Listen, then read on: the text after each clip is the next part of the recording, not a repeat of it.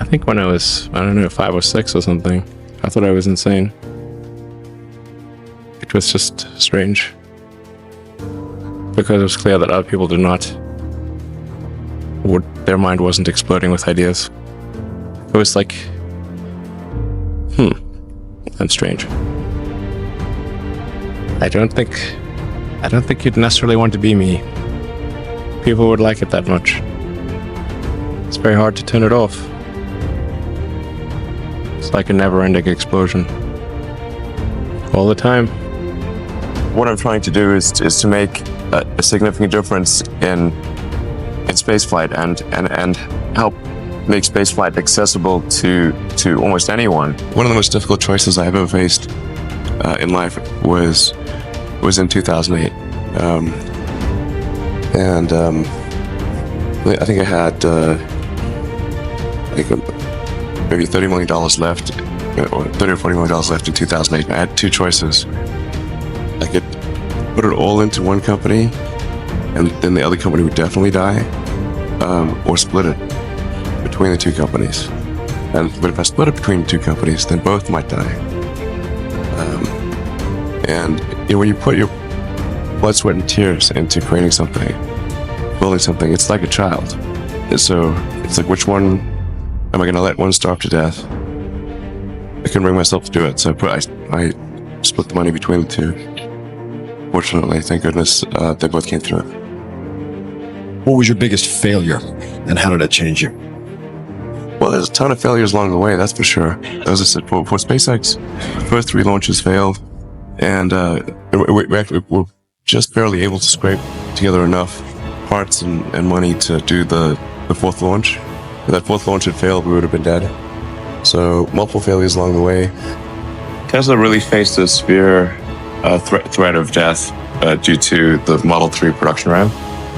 Essentially, the company was bleeding money like crazy, and just if we didn't solve these problems in a very short period of time, we would die. And it was extremely difficult to solve them. How close to death did you come? Within single-digit weeks. I went to Russia 3 times to look at buying a refurbished ICBM. And I can tell you it was very weird going there in late 2001, 2002, going to the Russian rocket forces and saying, I'd like to buy 2 of your biggest rockets, but you can keep the nuke. They thought I was crazy, but I did have money, so that was okay. And after making several trips to Russia, I came to the conclusion that my initial thought was, well, that there's not enough will to explore and expand beyond Earth and have a Mars base and that kind of thing. I came to the conclusion that was wrong. In fact, there's plenty of will, particularly in the United States, because the United States is a nation of explorers, of people who came here from other parts of the world. I think the United States is really a distillation of the spirit of human exploration. So after my 3rd trip, I said, okay, well, what we really need to do here is try to solve the space transport problem, and started SpaceX. This was against the advice of pretty much everyone I talked to. It was tough going there in the beginning because I'd never built anything physical. I mean, I'd built like little model rockets as a kid and that kind of thing, but I never had a company that built anything physical, so I had to kind of figure out how to do all these things and bring together the right team of people. It was tough going. I tried very hard to get the right expertise in for SpaceX. I tried hard to find a great chief engineer for the rocket, but the good chief engineers wouldn't join, and the bad ones, well, there was no point in hiring them. So I ended up being chief engineer of the rocket. So if I could have found somebody better, then we would have maybe had less than 3 failures. How did you figure you were going to start a car company and be successful at it? Well, I didn't really think Tesla would be successful. I thought we would most likely fail. But I thought that we at least could address the false perception that people had that an electric car had to be ugly and slow and boring like a golf cart. But you say you didn't expect the company to be successful, then why try? If something's important enough, you should try, even if the probable outcome is failure. Were you a little naive when you thought, I can easily build an electric car and a rocket? I didn't think it would be easy. like I said, I thought they would probably fail. But like creating a company is almost like having a child. So it's sort of like, how do you say your child should not have food? So once you have the company, you have to feed it and nurse it, and take care of it, even if it ruins you. Yeah. Particularly if you're starting a company, you need to work super hard. So what does super hard mean? Well, when my brother and I were starting our first company, instead of getting an apartment, we just rented a small office and we slept on the couch. And we showered at the YMCA, and we're so hot up we had just one computer. So the website was up during the day, and I was coding at night, 7 days a week, all the time. And I sort of briefly had a girlfriend in that period, and in order to be with me, she had to sleep in the office. So work hard, like every waking hour. That's the thing I would say particularly if you're starting a company. And I mean, if you do simple math, say like, okay, if somebody else is working 50 hours and you're working 100, you'll get twice as much done in the course of a year as the other company. I think certainly being focused on something that you're confident will have high value to someone else, and just being really rigorous in making that assessment, because people tend to, a natural human tendency is wishful thinking.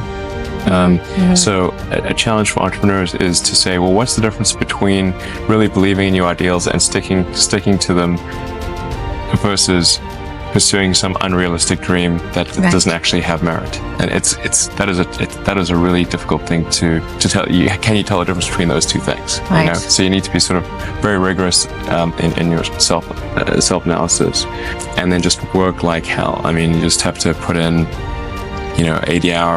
80 to 100 hour weeks every week. All those things improve the odds of success.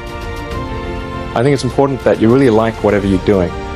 If you don't like it, life is too short. If you like what you're doing, you think about it even when you're not working. I mean, it's something that your mind is drawn to. But even if you're the best, there's always a chance of failure. And if you don't like it, you just really can't make it work, I think. If you're creating a company or if you're joining a company, the most important thing is to attract great people. So either join a group that's amazing that you really respect, or if you're building a company, you've got to gather great people. I mean, all a company is a group of people that have gathered together to create a product or service. And so depending upon how talented and hardworking that group is and the degree to which they are focused cohesively in a good direction, that will determine the success of the company. So do everything you can to gather great people if you're creating a company. Then I'd say focus on signal over noise. A lot of companies get confused. They spend money on things that don't actually make the product better. So, for example, at Tesla, we've never spent any money on advertising. We put all of the money into R&D and manufacturing and design to try to make the car as good as possible. I think that's the way to go. For any given company, just keep thinking about, are these efforts that people are expending, are they resulting in a better product or service? And if they're not, stop those efforts. Don't just follow the trend. The final thing I would encourage you to do is, now is the time to take risk. As you get older, your obligations increase. And once you have a family, you start taking risks not just for yourself, but for your family as well. It gets much harder to do things that might not work out. So now is the time to do that before you have those obligations. So I would encourage you to take risks now. Do something bold. You won't regret it.